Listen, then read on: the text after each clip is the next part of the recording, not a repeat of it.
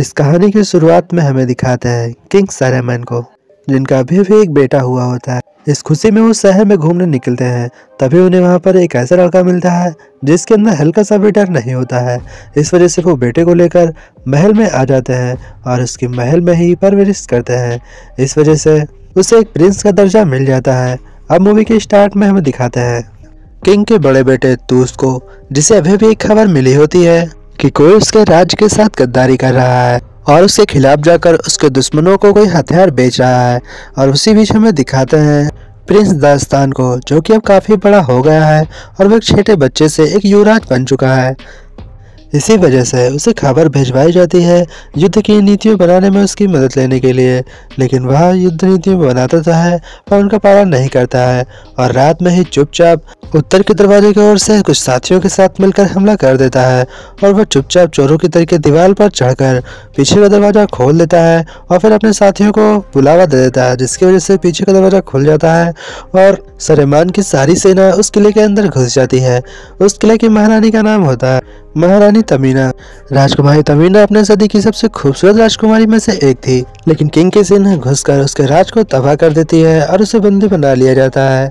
फिर हमें दिखाता है कि निजाम उसके चाचा तूस से मिलने आता है और तूस से कहते हैं कि तुम्हें अब एक जश्न मनाना चाहिए, जहाँ पर तूस दास्तान ने खंजर लेने की कोशिश करता है। आप लोगों को मैं यह बता दूं कि यह खंजर कोई आम खंजर नहीं होता है, बल्कि ये समय में पीछे जाकर समय को बदल भी सकता था। तभी वहां पर किंग सैरेमन आ जाते हैं और वह तूस से गुस्सा होकर उसे निकाल देते हैं और दास्तान की बहादुरी देखकर वह बहुत ज्यादा खुश होते हैं। इस वजह से दास्तान से कुछ मांगने के लिए कहते हैं, लेकिन दास्तान कुछ मांगता उससे पहले किंग सैरेमन का अचानक से शरीर जलने लगता है और सभी लोग दास्तान के ऊपर शक करते हैं, क्योंकि राजा की पोशाक में बहुत ही भयानक एक जहर होता है, जिसकी वजह से उसकी पूरी बॉडी जल जाती है और किंग सैरेमन की वहीं पर डेथ हो जाती है। यह सब निजाम ने कराया होता है, पर सारा का सारा इल्जाम दास्तान पर लग जाता है। तभी दास्तान और महारानी नमीना दोनों एक साथ महल से भाग जाते हैं। इस वजह से सबका शक अब कन्फर्म हो जाता है कि ये सब दास्तान ने किया है और दास्तान को पकड़ने के लिए तूस की सेना निकल पड़ती है। फिर एक रात को हमें दिखाते हैं कि दास्तान अपने घोड़े को खाना खिला रहा होता है, तभी महारानी उस पर अटैक कर देती है। अटैक में गलती से उस खंजर पर लगा हुआ बटन दास्तान से दब जाता है और दास्तान समय में 1 मिनट पीछे चला जाता है और उसे यह पता चल जाता है कि महारानी मुझ पर अटैक करने वाली है, लेकिन दोबारा वह उसे रोक लेता है और जैसे ही उसे रोकता है महारानी समझ जाती है कि इसे खंजर के शक्ति के बारे में मालूम चल गया है। दास्तान यह फैसला करता है कि मैं वापस अपनी सेना के पास जाऊंगा और सारी सच्चाई मैं निजाम को बता दूंगा, जिसकी वजह से मुझ पर शक करना सब बंद कर देंगे और मेरा परिवार मुझे वापस मिल जाएगा। लेकिन जैसे ही वो लोग सफर के लिए निकलते हैं, रास्ते में शेख हैमन उन्हें किडनैप कर लेता है और उन्हें गुलाम बनाकर अपने यहाँ ले जाता है और वहाँ शुतुरमुर्ग की रेस हो रही होती है, जिसे देखकर सब एंजॉय कर रहे होते हैं। और रेस के बाद सभी लोग शराब पीकर ठुल हो जाते हैं। फिर हमें यह दिखाया जाता है कि उसका खंजर उससे छीन लिया जाता है। इस वजह से दास्तान उन पर अटैक कर देता है और अपने खंजर और महारानी को लेकर वहां से भाग जाता है।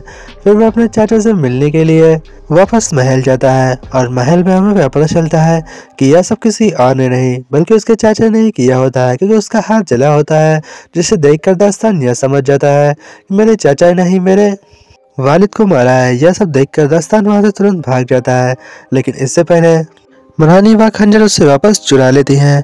फिर वो महारानी का पीछा करते हुए एक रेगिस्तान में पहुंच जाता है, जहां पर रेगिस्तान में धूप होने की वजह से वह एक छांव के गड्ढे में बैठी होती है। तभी वहां पर दास्तान पहुंचता है और महारानी को कहता है, मैं तुम्हें कोई धोखा नहीं दूंगा, लेकिन तुम मेरी मदद करो, क्योंकि मुझे अपनी बेगुनाही साबित करनी है।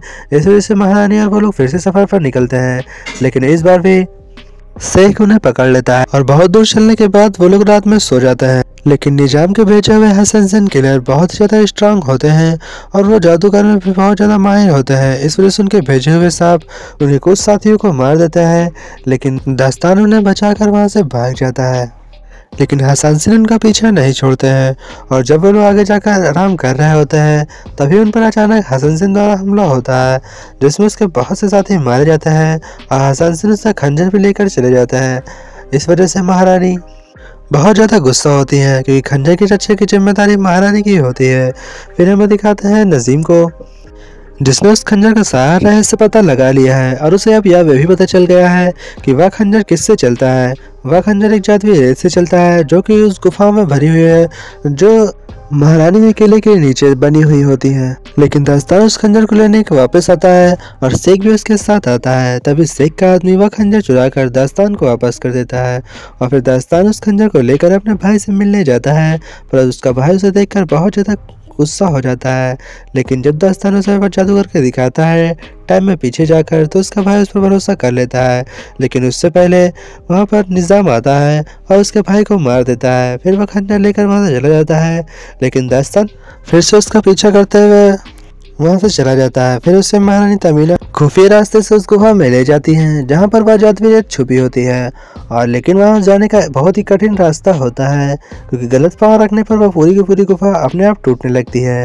तभी अचानक से एक पत्थर वहाँ पर टूट गिर जाता है, जिसकी वजह से पूरी की पूरी गुफा वहाँ पर नाश होने लगती है। और गुफा के टूटने की वजह से दास्तान मरते मरते बचता है।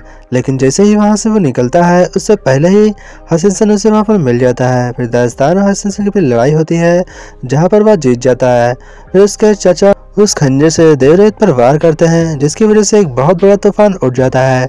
लेकिन यहाँ पर जो भी उस देवरेत पर वार करता है, अगर रेत को बंद नहीं किया गया तो सारी दुनिया खत्म हो जाएगी। यह बात निज़ाम को नहीं पता होती है। इस वजह से निज़ाम से खंजर लेकर दास्तान निज़ाम को मार देता है। और जैसे ही वह खंजर निकलता है तो बहुत ज़्यादा रेत बाहर आने की वजह से वह समय में बहुत ज़्यादा पीछे चला जाता है। और यह समय फिर से दोबारा स्टार्ट होता है वहीं से, जहाँ पर दास्तान ने अपनी बहादुरी के दम पर उस राज को जीता है। लेकिन इस बार वह सब कुछ जानता था। इसी वजह से जैसे ही उसके चाचा महल में इंटर करते हैं, वह सबको सच्चाई बता देता है और महाराज तो उसको सब कुछ बताने के बाद वहां से जाने लगता है। तभी निज़ाम उसके ऊपर पीछे से अटैक कर देता है, जिसे देखकर पब्लिक भड़क जाती है। और फिर दास्तान और निज़ाम के बीच लड़ाई होती है, जहाँ पर दास्तान निज़ाम को आसानी से मार देता है। यह सब देखकर तूस बहुत ज़्यादा खुश हो जाता है और महारानी की शादी दास्तान के साथ करने से बोलता है। महारानी उसे देखकर खुश तो नहीं होती है, लेकिन जब महारानी को वह उससे खंजर लौटाता है, जिसे देखकर महारानी बहुत ज़्यादा खुश हो जाती है। फिर वह दास्तान को मिलने के लिए अकेले में बुलाती है और दास्तान क्योंकि महारानी को पहले से ही सब कुछ जानता था, इस वजह से वह महारानी को कुछ ऐसी बातें बोलता है जिससे कि महारानी बहुत ज़्यादा खुश हो जाती है। और फिर महारानी और दास्तान की प्रेम कहानी की अच्छी शुरुआत हो जाती है। और यहीं से हैप्पी एंडिंग होने के बाद महारानी उस खंजर को वापस उसी जादुई मंदिर में रख देती हैं, जहां पर वह हमेशा के लिए सुरक्षित रहे। और दरवाज़ा अपने आप बंद हो जाता है। और दरवाजे के बंद होते ही मूवी यहीं पर एंड हो जाती है। आशा करते हैं आप लोगों को मूवी अच्छी लगी होगी।